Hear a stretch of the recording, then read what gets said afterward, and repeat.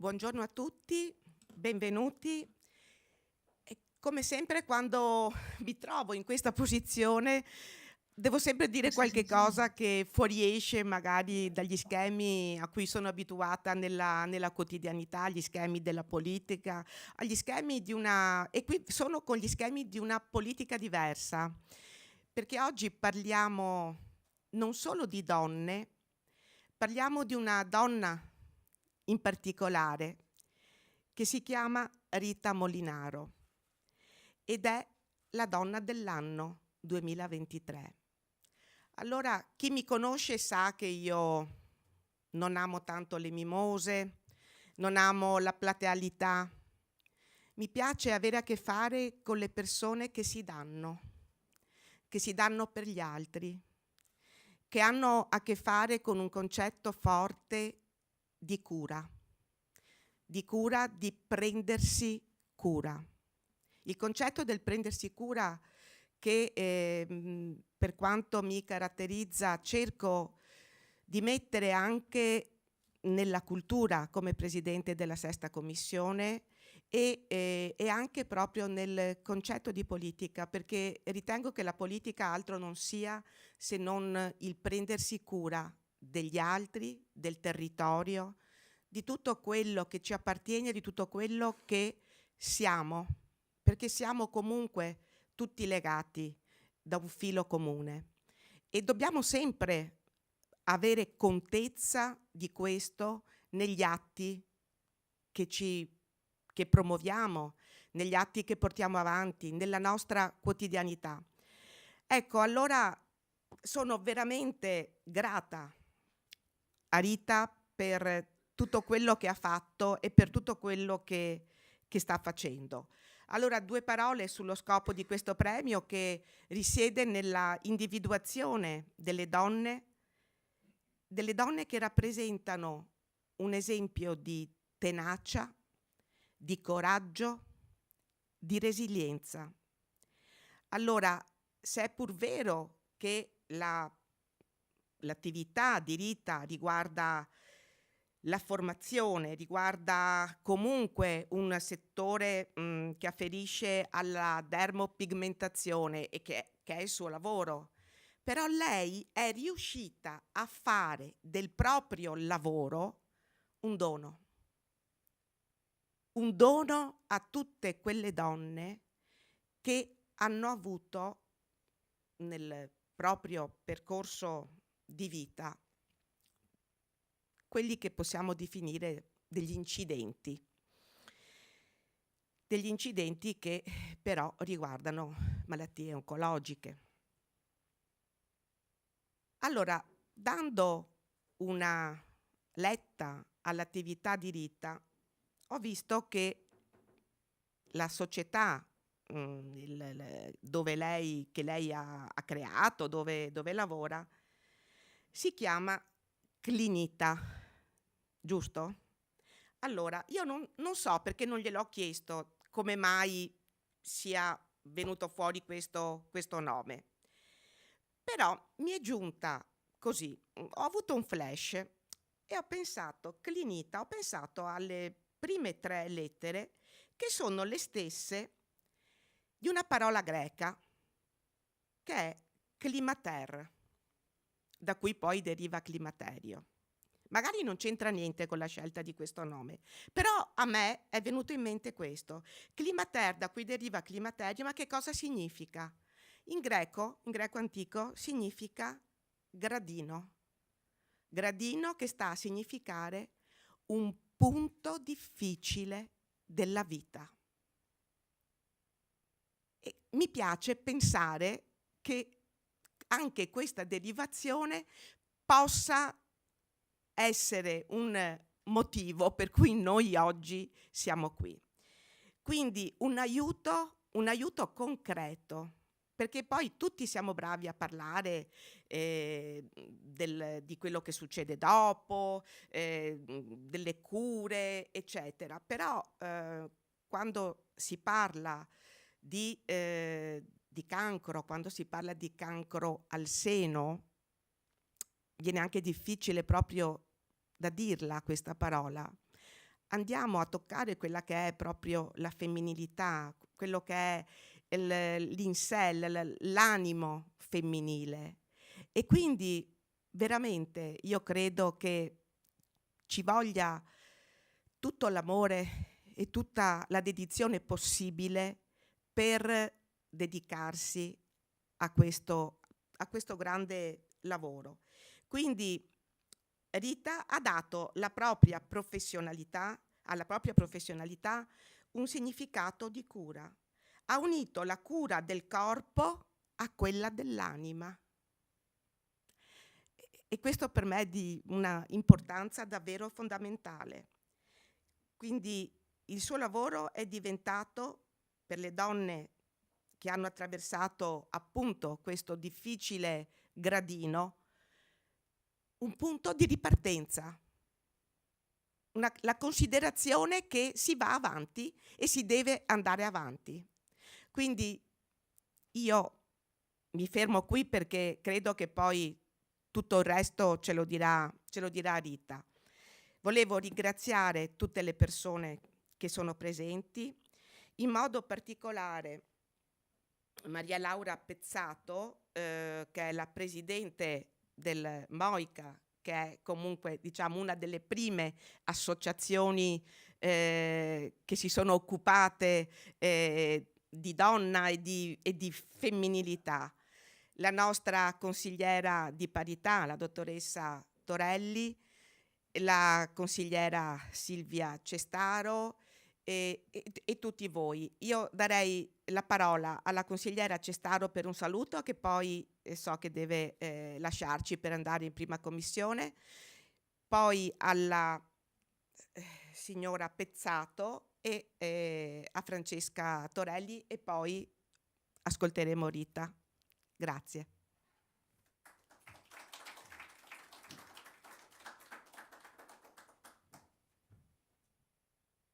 Grazie. Do anch'io il benvenuto a tutti voi e soprattutto a Rita, una donna che ho saputo apprezzare perché ragiona fuori dagli schemi. Allora, nella sua determinazione, vi assicuro che è tantissima, riesce con molto tatto a portare avanti argomenti che molto spesso si tende sempre a cercare di mettere in secondo piano, di nascondere. E il rapporto che noi donne abbiamo con il nostro corpo è forse la cosa che tendiamo di più a nascondere, specialmente quando abbiamo qualche difficoltà.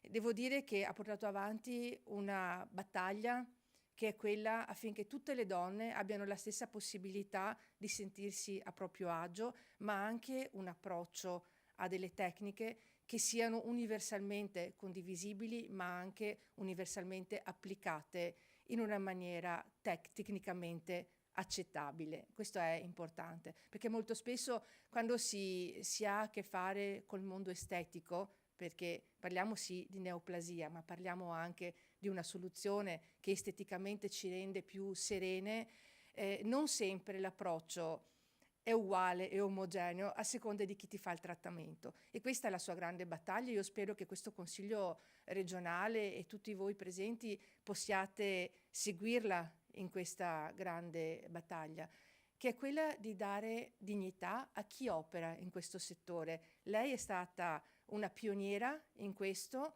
Molte altre, speriamo, saranno le persone che seguiranno questa strada, ma devono essere preparate, devono essere capaci di operare in un ambito che è molto complesso, perché il nostro corpo, soprattutto il seno femminile, è delicato, ha bisogno di strumenti e anche di materiali che siano compatibili con quelle che poi sono le terapie che purtroppo devono continuare negli anni. E tutto questo non può essere fatto con un approccio banale o senza uno studio appropriato. E poi c'è tutta la parte psicologica.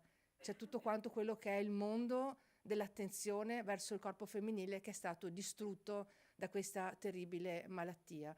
Allora, come regione noi ci stiamo muovendo in diversi ospedali per cercare di agevolare la cura e le terapie del post-tumorale, della post-operazione, con tutta una serie di macchinari che sono quelli dell'acceleratore nucleare che permettono di avere una terapia estremamente ridotta rispetto a quelle convenzionali. Stiamo parlando di 1/10 degli interventi di radioterapia, tra l'altro con un sistema eccezionale che permette di ripuntare ogni millesimo di secondo il raggio. Questo quindi evita ovviamente di aumentare quello che è l'impatto sul seno femminile, ma non solo, perché viene applicato anche per molti altri casi tumorali di neoplasia.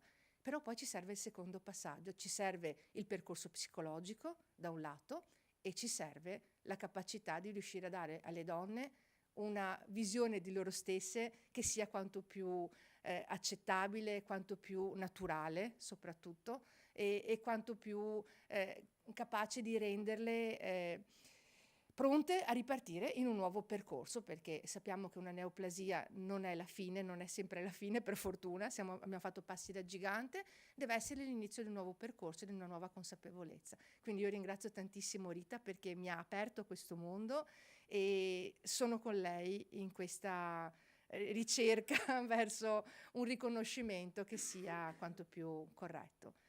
Spero di riuscire a fermarmi, adesso purtroppo ho questo impegno in prima commissione con gli ATS, ma se il Presidente mi dice che posso, sarei tanto contenta di sentirla parlare. Grazie.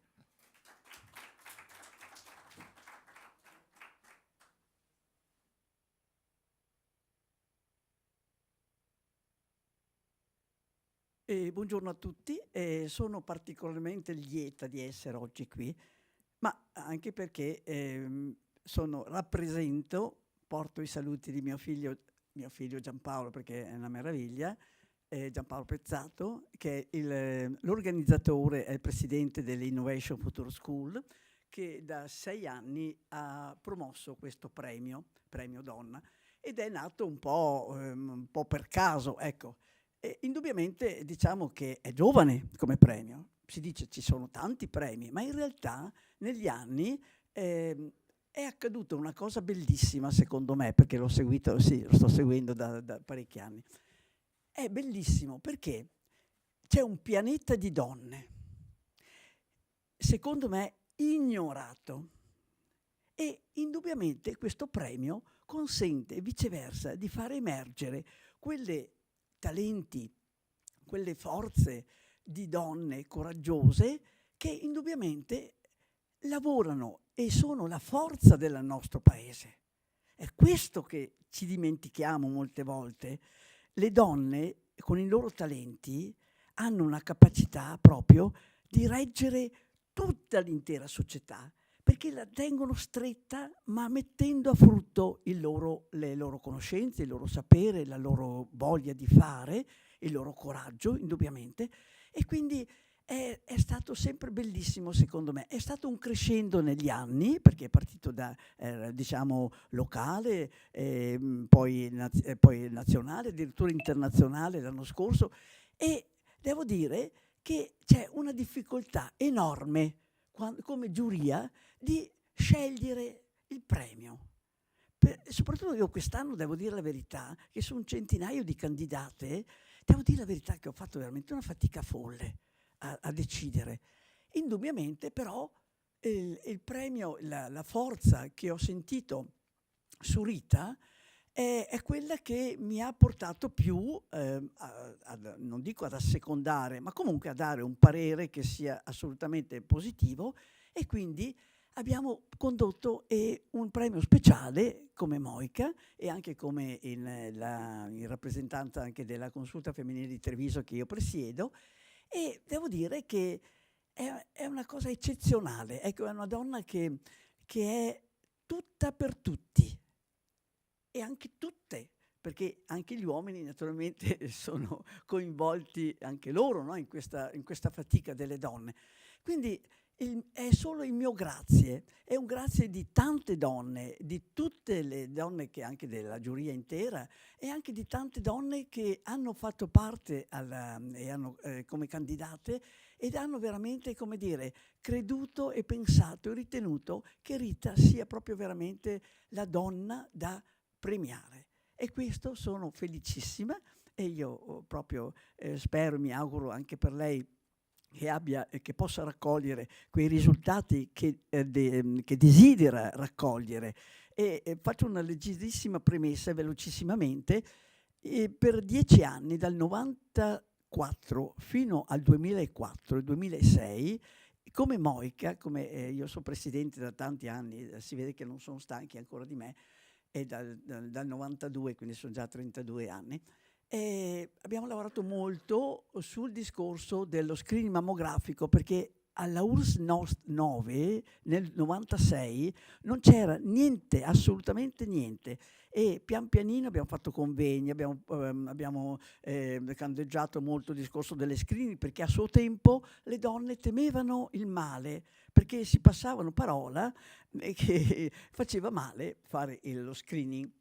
Pian pianino siamo riuscite ad arrivare a una percentuale notevole di screening mammografico, e quindi un abbassamento, come si è visto negli anni, sia della mortalità e anche l'aumento della guarigione.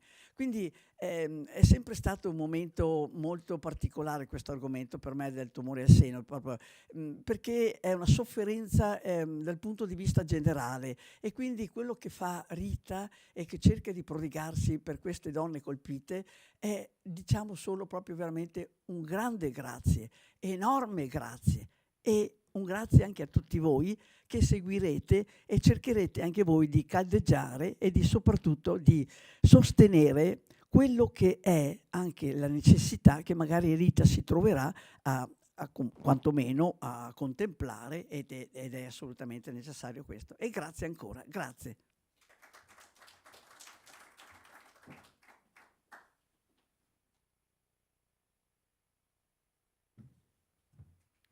Buongiorno a tutti, io sono Francesca Torelli, consigliera di parità della Regione del Veneto. Innanzitutto ringrazio la Presidente della Sesta Commissione, Francesca Scatto, per questo invito e anche per aver fatto questa iniziativa. Consigliera di parità, in quanto consigliera di parità ho un baco e leggo tutto, nella mia mente leggo tutto in questi termini. Per me nella parola clinica c'è clinica della parità. È una classi, giusto per dire come alla stessa parola possiamo dare tanti significati.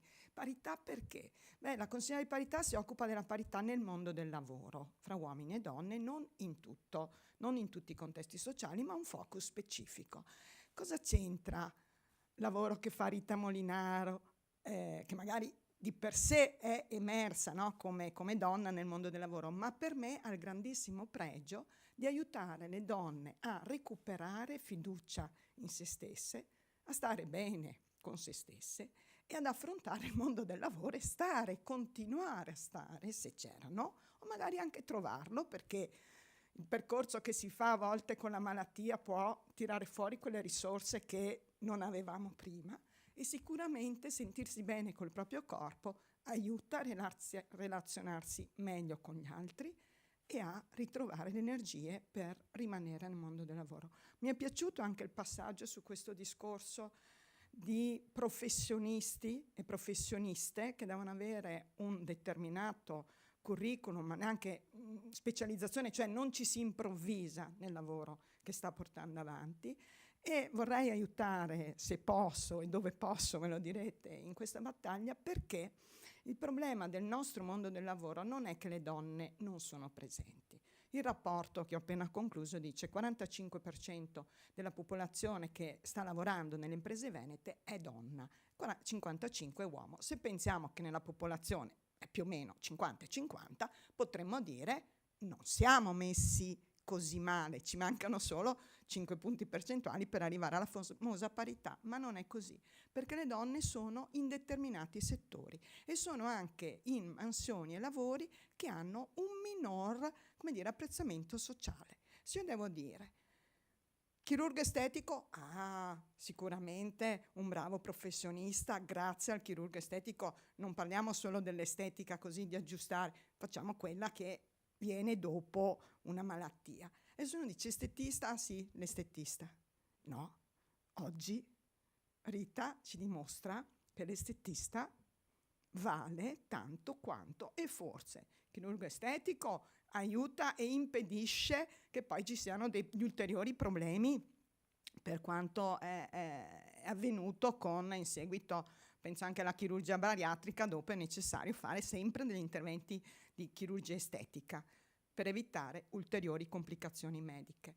Però sicuramente il percorso che fa fare alle, non voglio definire pazienti, però clienti, non mi piace neanche definirle clienti, le persone che lei segue, forse vale tanto quanto.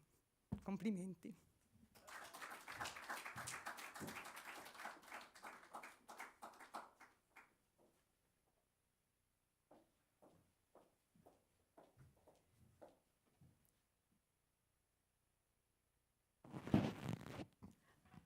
Non ho potuto non aggiungere adesso 2 parole di presentazione ulteriore, perché io direi, adesso lasciatemelo dire, ho parlato io, ha parlato la collega Cestaro, ha parlato Francesca Torelli, ha parlato la signora Pezzotti.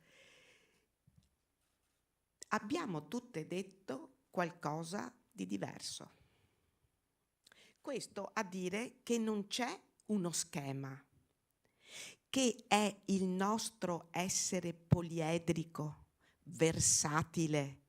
Non c'è una superiorità, c'è una diversità che sta cercando una complementarietà.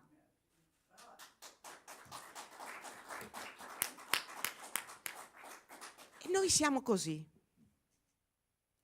Siamo le tutrici della cura per eccellenza, perché siamo madri, perché ce l'abbiamo innato questo sentimento e non c'è nessuno e niente che ce lo potrà togliere.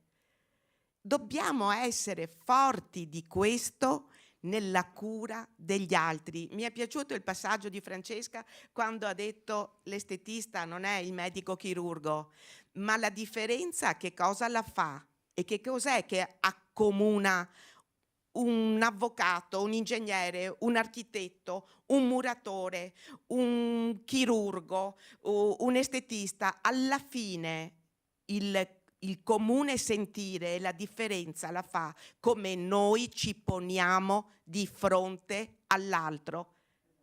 E questa è Rita e adesso ce la godiamo.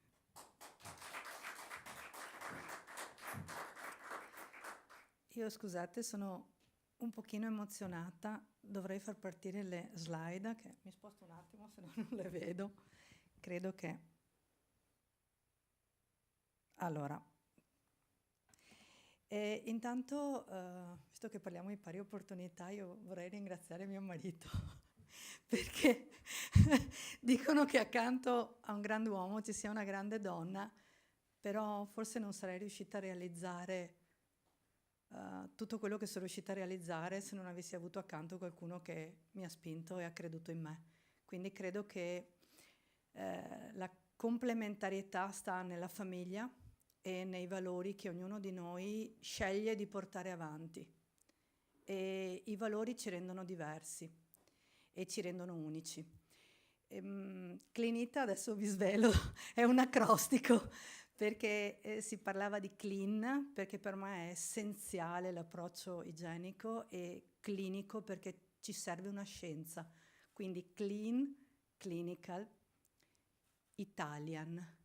Siamo italiani e a volte ce lo dimentichiamo, perché leggo in tanti social, sto paese, Italia, ma se state male, andatevene. State qua e guardatevi intorno. Io sono entrata oggi, ho visto dei bassorilievi di Canova. Ragazzi, ma ci rendiamo conto chi siamo e cosa possiamo fare? Siamo italiani, non italiani.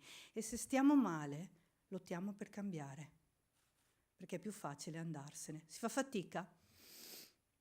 L'unione fa la forza. Scusate, ma questo è il mio pensiero. Sono orgogliosa di essere italiana e quando sono all'estero lo sono ancora di più. Una volta un tassista mi ha preso in giro in Germania, sono salita e mi ha detto Berlusconi bunga bunga, io l'ho guardato e ho detto Germania, Schindlerlist, parliamone. Ognuno ha una sua realtà e dobbiamo essere orgogliosi di chi siamo, perché è solo così che possiamo andare avanti. Quindi scusatemi. Parlando di unicità, è questo che ho riscontrato e penso che ci unisca. siamo tutti diversi, ognuno di noi ha dei valori, ognuno di noi ha dei talenti, ognuno di noi ha qualcosa da dare. E se troviamo la forza di dare, io ormai sono 27 anni che spero e lotto, e mi auguro che questo premio non serva a me per far vedere Rita Molinaro chi è, non mi interessa, non devo dimostrare niente a nessuno tranne alla mia famiglia e a qualcuno che sta molto, molto su. Credo che la cosa importante è riuscire veramente a dare la dignità a questa professione, perché c'è stato una circolare del Ministero della Salute che ha interrotto questo lavoro dandolo solamente a personale sanitario che avrebbe dovuto fare dei corsi che avrebbero dovuto essere fatti in qualche università.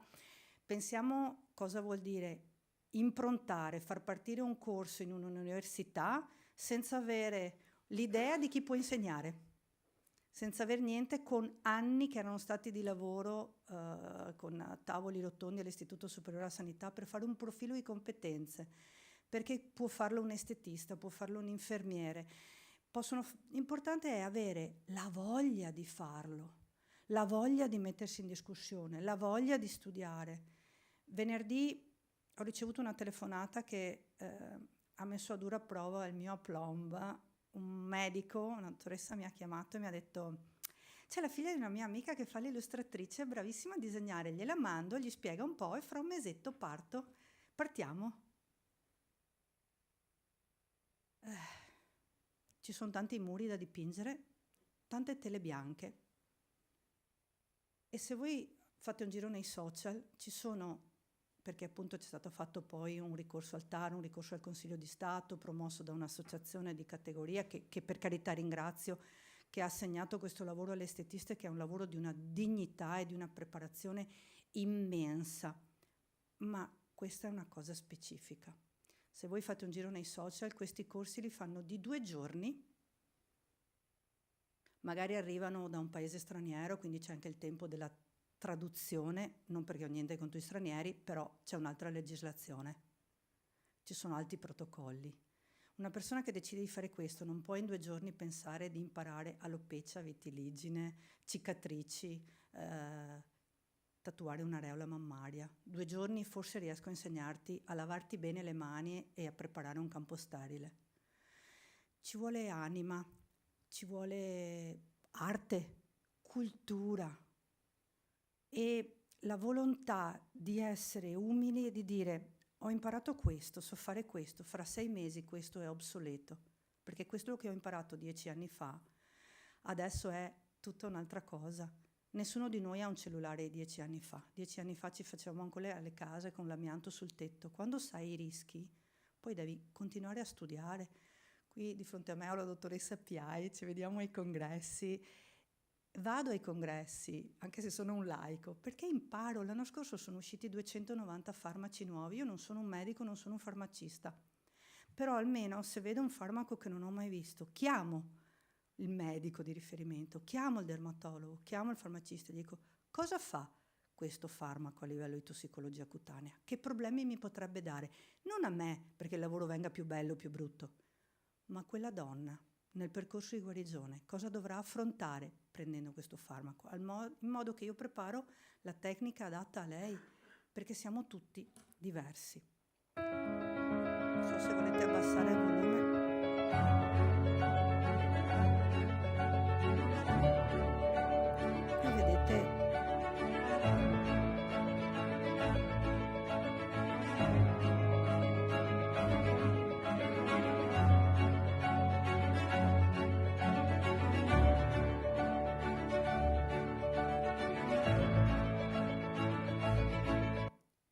Qui vedete un piccolo video e la definizione della Treccani di unicità. È un video di tantissime areole diverse, perché a volte in un corso uno impara a fare una cosa, uno stereotipo, ma noi non siamo stereotipi. E quando una donna si fa la doccia, o un uomo, perché c'è il tumore alla mammella anche per l'uomo, quando una persona si fa una doccia da solo con se stesso è il momento più duro, perché tu alla mattina puoi essere senza sopracciglia, ti metti la parrucca, ti trucchi, ma è la mattina che ti svegli accanto alle persone che ami e devi sentirti a tuo agio.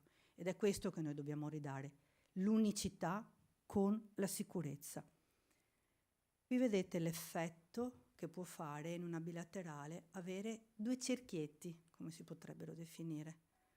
Certo, hai superato una battaglia che è più importante, grande, ma se poi non ti riconosci, anche l'OMS ha detto che guarigione non è assenza di malattia, ma è ritorno a uno stato di benessere psicofisico paragonabile all'antecedenza della malattia. E tra curare e prendersi cura c'è un altro mondo.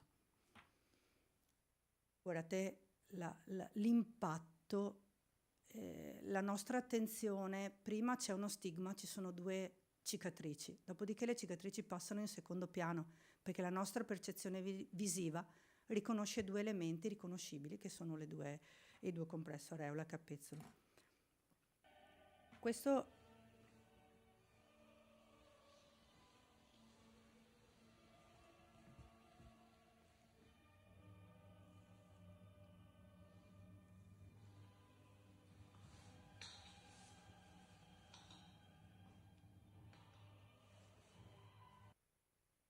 Questo dà l'idea della tridimensionalità che si può ottenere, perché in alcuni casi chirurgicamente non è possibile ricostruire il capezzolo, quindi l'effetto tridimensionale è estremamente importante.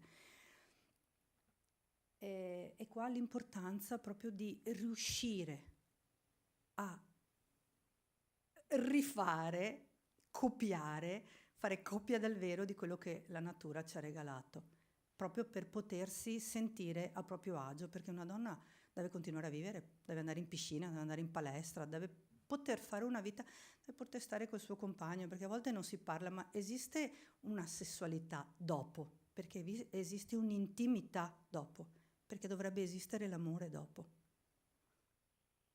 Questa è una pubblicazione scientifica che grazie all'impegno della LILT è stata pubblicata dall'Istituto Superiore della Sanità negli Annali e parla di 169, mi sembra, casi, quindi circa 300 trattamenti con 5 anni di follow-up, uno dei lavori più grossi, quindi non parliamo di case history, senza complicanze, senza grossi problemi, con le tecniche che ho creato e con la ricerca che è stata portata avanti.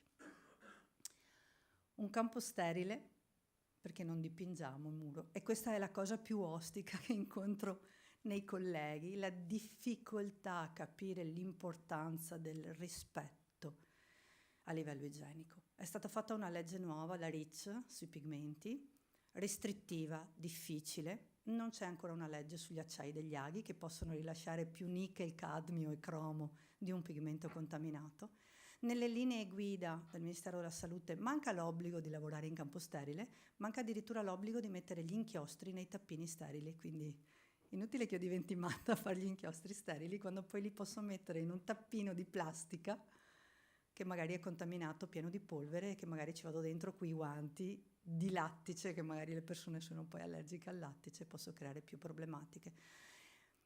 E ci sono tante cose veramente il mio sogno, prima di diventare troppo vecchia, è che nasca un percorso di formazione, un riconoscimento per questo lavoro,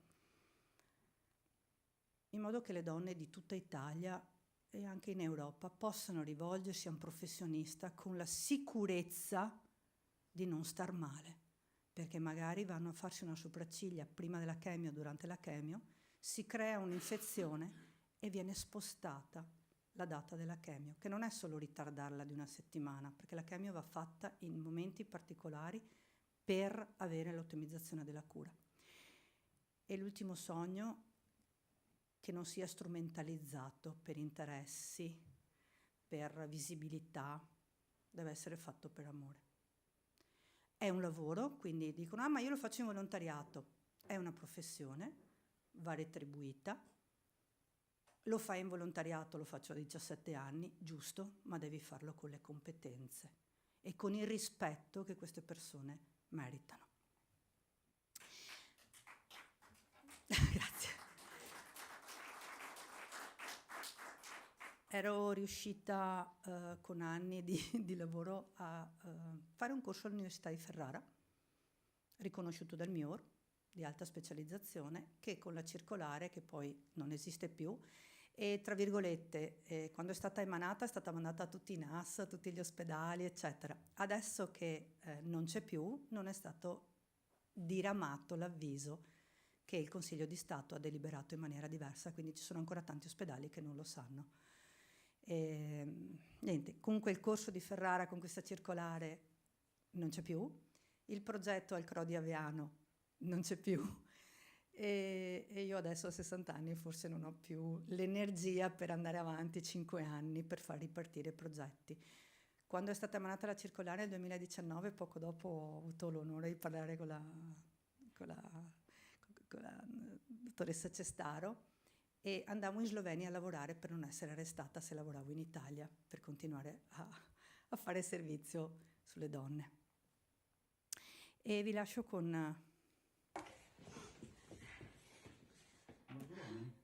A to wszystko jeszcze nie wygląda. Ale niech się pani nie chowa. Żona bardzo się wstydzi i musi wsparcia potrzebuje. Bardzo ładnie, bardzo ładnie. Niech pani nie kryje. To jest pani. Cała piękna. O, Boże. Tylko rączka mi nie rusza. Cudnie, nie? No cudnie, bardzo ładnie. Ojcze. Pięknie wyszło.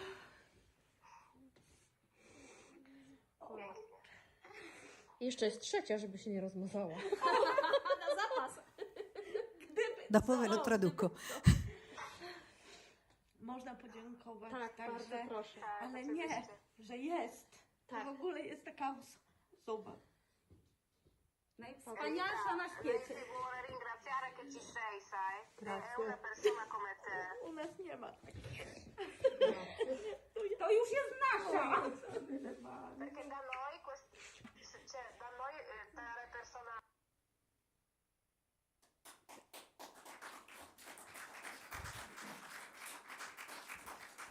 Questo era un corso che avevo tenuto in Polonia e ho ottenuto l'autorizzazione di pubblicarlo perché per rispetto devo chiedere alla paziente, ma l'emozione, sono 27 anni che lo faccio, ma più delle volte piango anch'io con loro, l'emozione che loro vivono. Questa signora non aveva coraggio di guardarsi. E, non possiamo neanche immaginarla, ma può sembrare assurdo anche le sopracciglia, perché ti svegli la mattina ma magari dirò sempre la stessa cosa, ma mi aveva colpito tantissimo due occasioni in particolare. Una signora di 70 anni che non voleva assolutamente, era stata obbligata al medico a farsi il tatuaggio e quando è entrata mi ha detto: quando arrivi ho quel strano. Gli ho detto: signora, quello strano è il tatuatore. E si immaginava forse uno col giubbotto di pelle. Ho detto: sono io, signora. Ah, mamma mia, grazie a Dio. Perché questa è l'immagine comune. E questa è l'immagine comune. E questa signora poi alla fine ha pianto perché ha detto che la sua nipotina gli diceva che aveva le tette della Barbie, senza nessun segno di femminilità. E lei mi ha detto: io mi faccio il bagno con l'asciugamano del bidet sul pomolo della vasca per non guardarmi. È tantissimo. E un'altra mi ha mandato un messaggio dicendomi che era andata in bagno e aveva acceso la luce dopo 2 anni, perché di notte non voleva guardarsi allo specchio perché vedeva la sua malattia. E poi ha detto che ha iniziato a piangere perché si è resa conto che quella che lei non voleva vedere era la faccia che suo marito vedeva da 2 anni. Quindi la mattina poi suo marito si sarebbe svegliato finalmente vicino a lei. Cioè, non pensiamo quanto impatto può avere, perché uno dice: guarisci, hai avuto il cancro, cosa vuoi di più? Voglio la mia vita. E mi piacerebbe che tutte le donne avessero il diritto. Siamo in tante, ho formato tante persone, però tantissime ancora non hanno la percezione di quanto sia importante avere la cultura per fare questo lavoro. Solo questo. Grazie.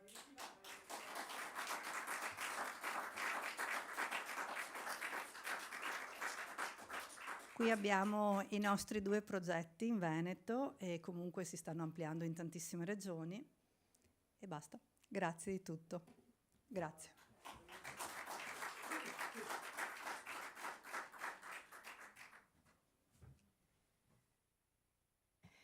io credo che Rita, non puoi sentirti stanca, cioè ci sono ancora tante cose da fare e io penso che dovremmo veramente impegnarci a fare in modo che ci sia la possibilità di, adesso non lo so, non so come, non so, però questa cosa non può finire così, nel senso che dobbiamo veramente fare in modo che, non lo so, dei corsi parauniversitari, insomma, magari ci pensiamo, facciamo squadra, però questo è un progetto che deve essere portato avanti, cioè io sicuramente tutto quello che potrò fare, Rita, perché è un discorso di comunità, è un discorso di generale. Anche di spesa pubblica. E anche di spesa Meno pubblica. complicanze, più risparmio.